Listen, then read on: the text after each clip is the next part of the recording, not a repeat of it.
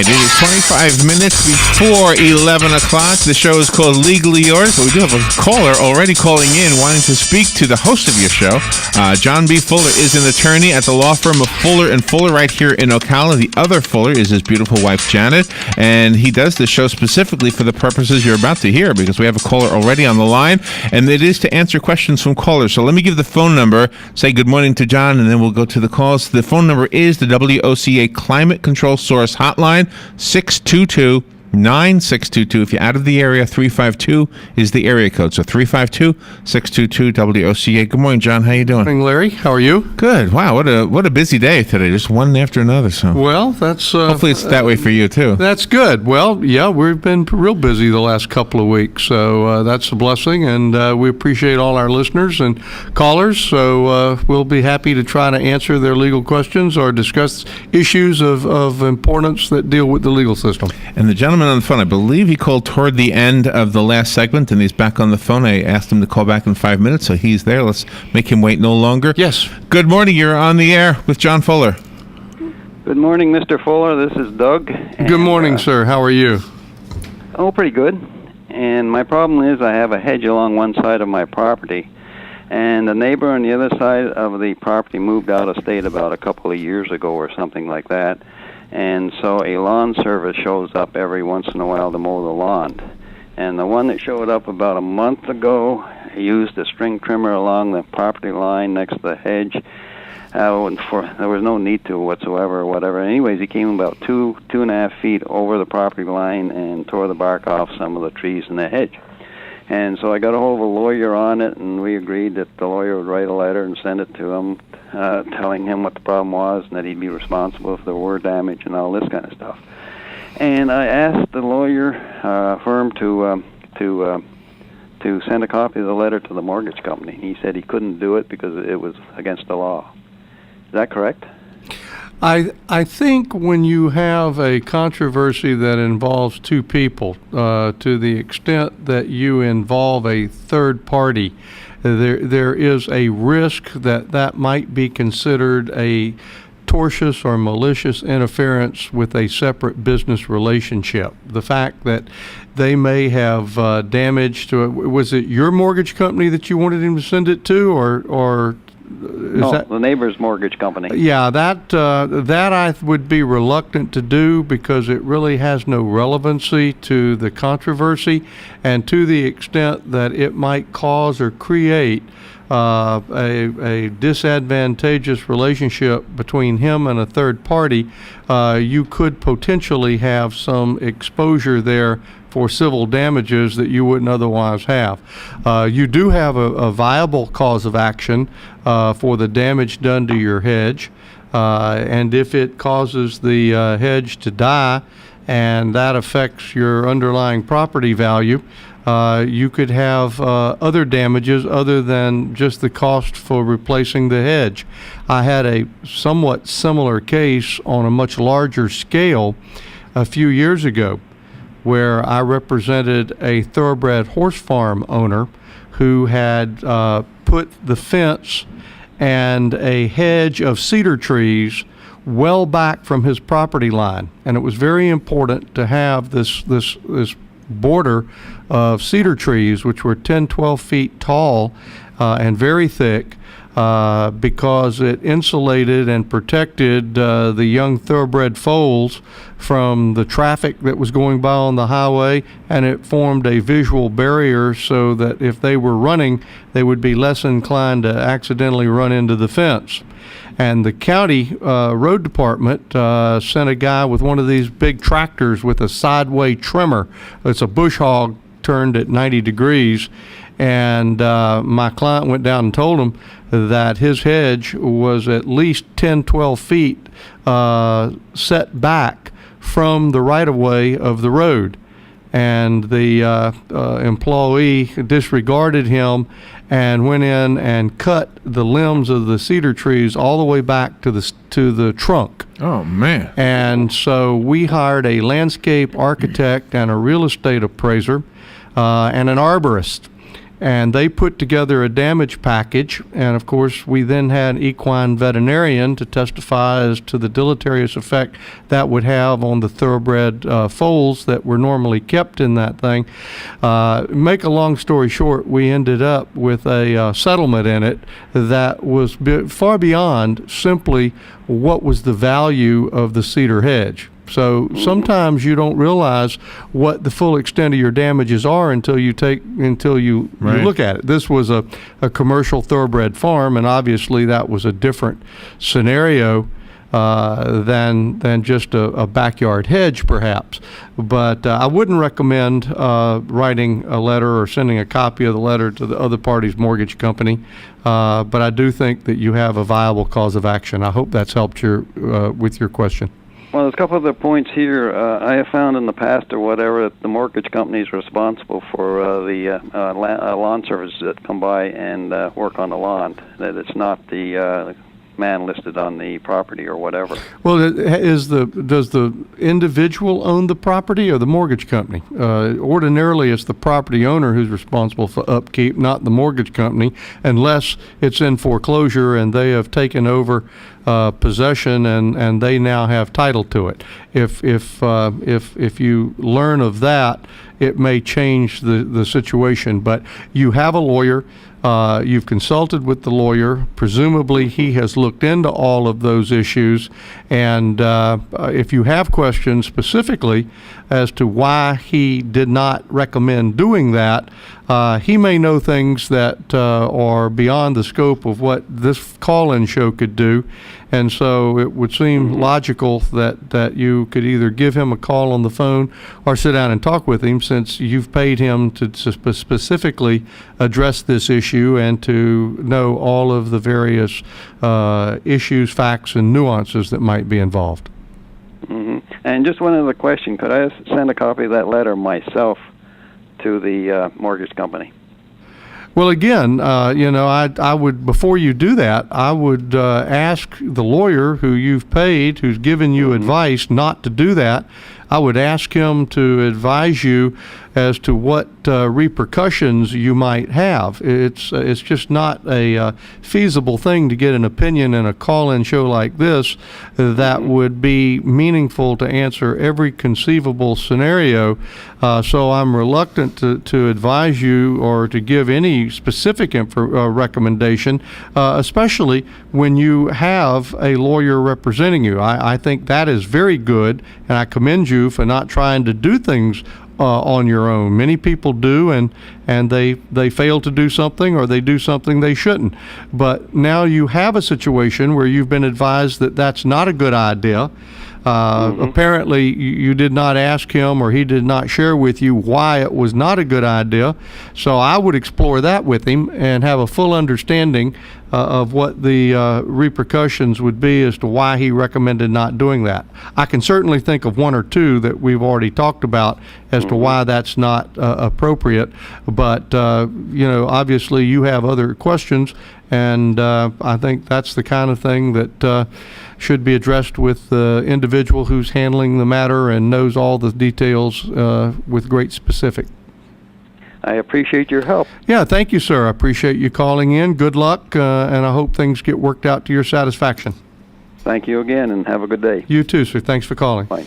Well, it is a testament to the society we live in, though, that we do have a way to come to a decision about who needs to make it right, rather than fighting with each other physically. So that's the essence of a judicial system. Yeah. Is that we decided in this country long ago, when it was founded, that we need a dispute resolution format. We no longer want to live in a lawless society where the biggest, strongest, meanest person gets his way simply because he may be able to impose his will upon someone who is in an inferior or less powerful position.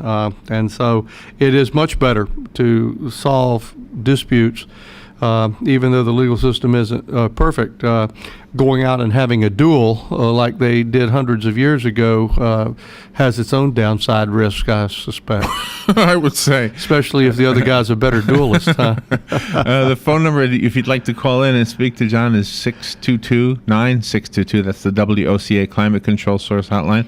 It sounded like to me, just to as a listener, that he was kind of wanting you to give him permission to go against his own lawyer's recommendation. Well, yeah, I think he had legitimate questions that, unfortunately, he had not brought up to his lawyer, and he was frustrated by the advice of the lawyer. Yeah. And those things happen. I mean, I'm sure they happen within our own practice, where sometimes a reason for something is very, very fundamental, but it's important to keep in mind that everyone may not understand that. So the best thing, whenever, it's like any relationship, where your relationship with a professional, whether it's your lawyer, your doctor, your accountant, whatever, if you have questions, you need to be able to have a very open exchange. Okay, you tell me I should not do this.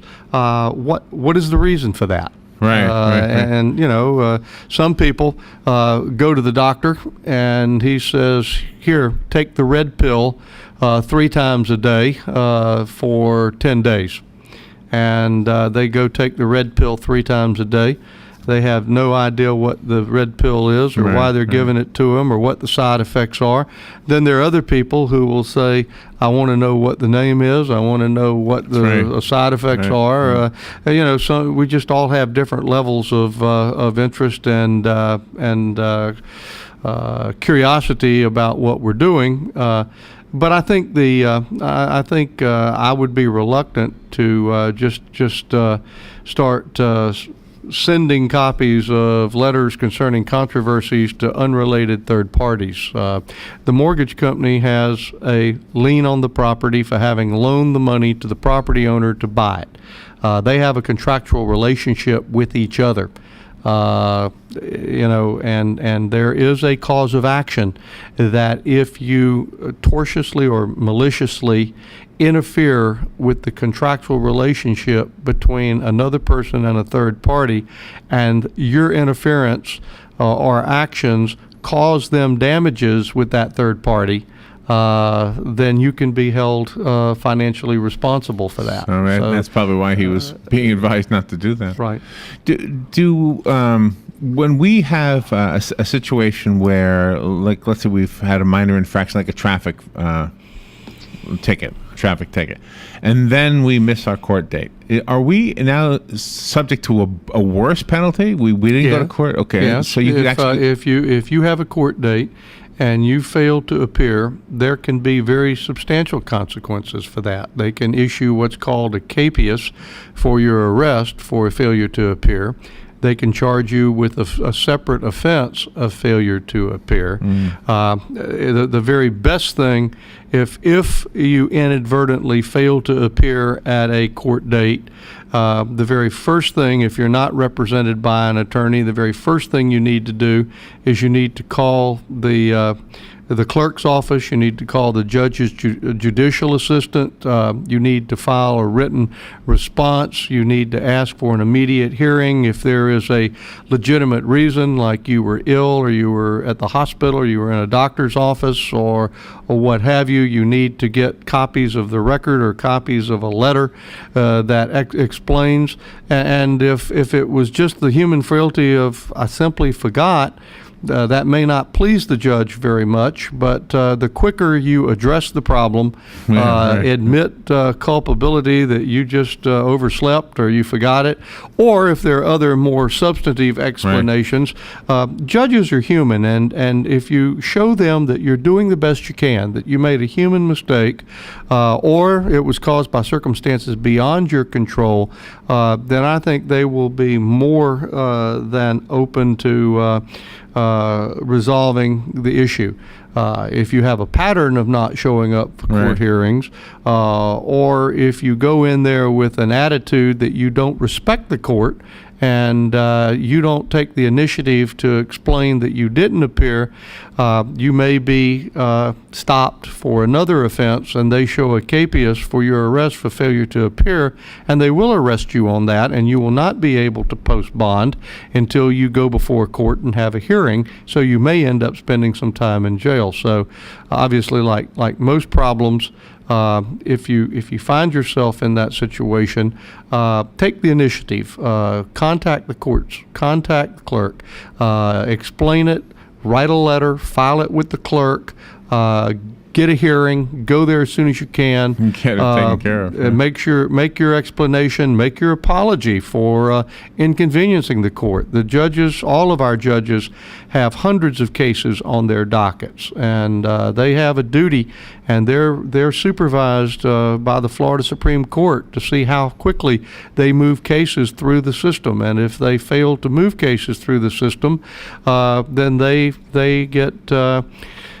They have consequences for that within the court administration amongst judges. Yeah, so they want to do a good job, and to the extent that they may be prohibited or their job made more difficult, they certainly, I think, would appreciate the explanation, and if it's a valid explanation, or if it's something that you show this was an inadvertent mistake. I think hopefully they're in a good mood. Well, that's true too. And those are things that judges are human, and we all have good days and bad days, and we all have our own philosophy about how to look at things, and so, but most everybody I've ever dealt with, if there was a legitimate explanation, they're more than willing to give someone the benefit of the doubt and a second chance. Let me invite the listeners to call in. If you have a question for John Fuller, he will answer your legal question, and preferably a legal question that is affecting you or somebody you know, and not something political in nature. The number is the WOCA Climate Control Source Hotline, 622-9622. Real quick, I want to slip one in. Are we required by law to have an ID on us if we're pedestrians? I've never had that come up, but if you're a pedestrian and it's just a normal, ordinary day, and you're not in any place where you're just walking down the sidewalk, right. I don't know. I really don't know the answer to that. As to whether or not you have to carry on your person identification. The Supreme Court has held that a lot of vagrancy laws are unconstitutional because they're unconstitutionally vague, and everybody has a right to freedom of assembly, and as long as you're not trespassing or breaching the peace, used to be there was laws against vagrants. Now they do still have city ordinances and laws that prevent people from being in public parks and things like that after certain hours as a safety measure, and those are enforceable. There is a phone call here. I just want to tell you why I asked the question, because in the state of California, I know a person who got a ticket for jaywalking. And I was thinking, well, what if you didn't have your ID? Would you have gotten in trouble? And he said, I don't know. And in Florida, I know we might have jaywalking laws, but I never heard of any being enforced. So yeah, usually the only time a jaywalking offense or improper crossing is offensed is if there is an accident. It's one of those secondary type offenses. Oh, is that right? And you have a phone call. Good morning. You're on the air with John Fuller. Yes, good morning, Mr. Fuller. Good morning. How are you, sir? Very good, thank you. If you own some rental properties out of state and one of your tenants, it's been several months now since the monthly fee has been paid, what legal recourse do you have? How should that be handled legally? Well, every state has a Landlord-Tenant Act, and every state's law has its own unique legal provision.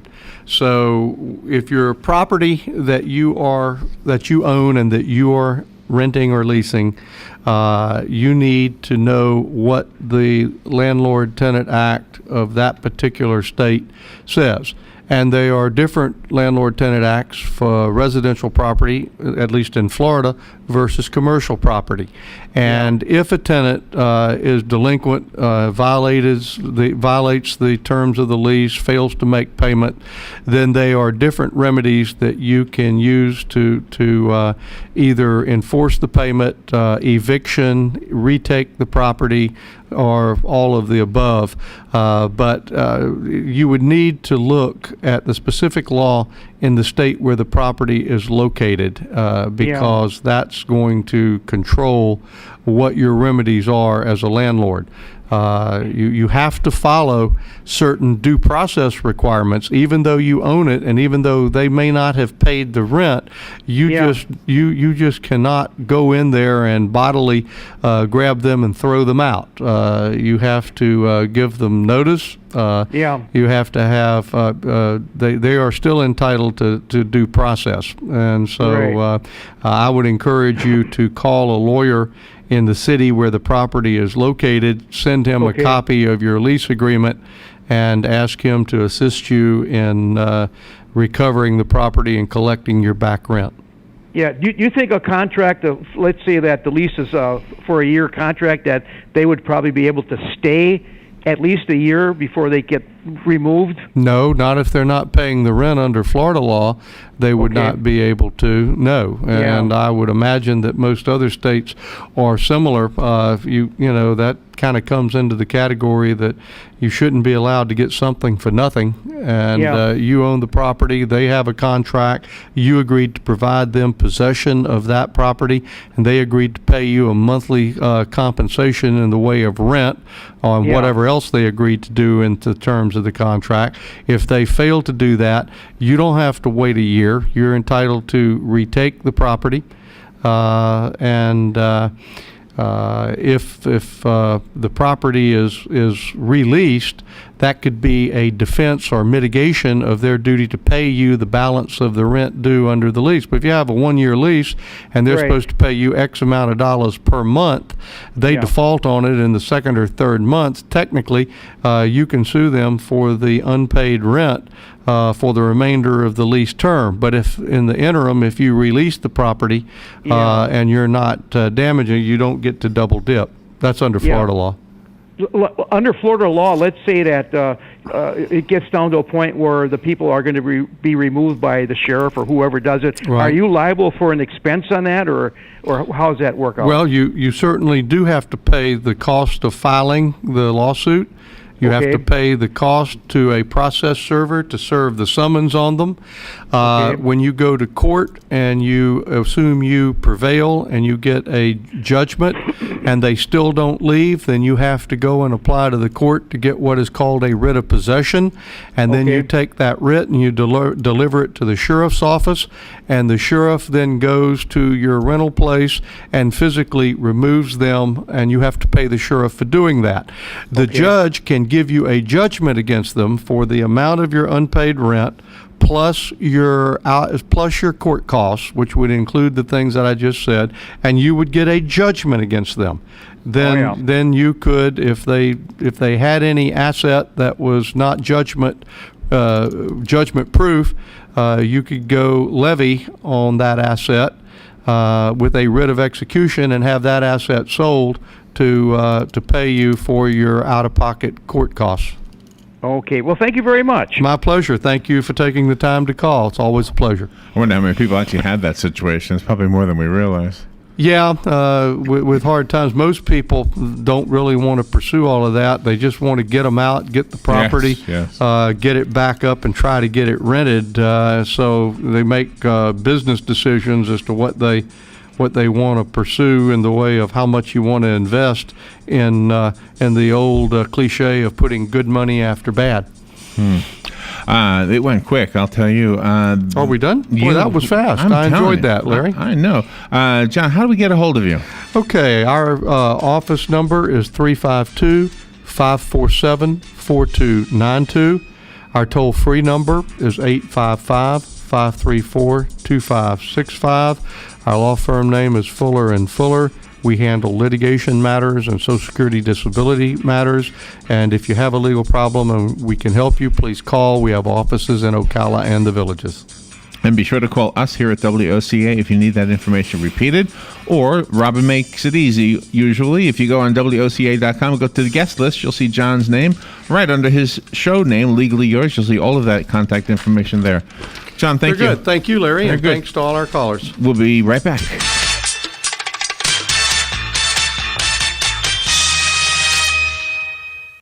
Ocala's information station, 1370 WOCA. Ocala. ABC News Now. I'm Karen Chase. The mother of the Washington Navy Yard gunman says she's sorry and heartbroken that her son murdered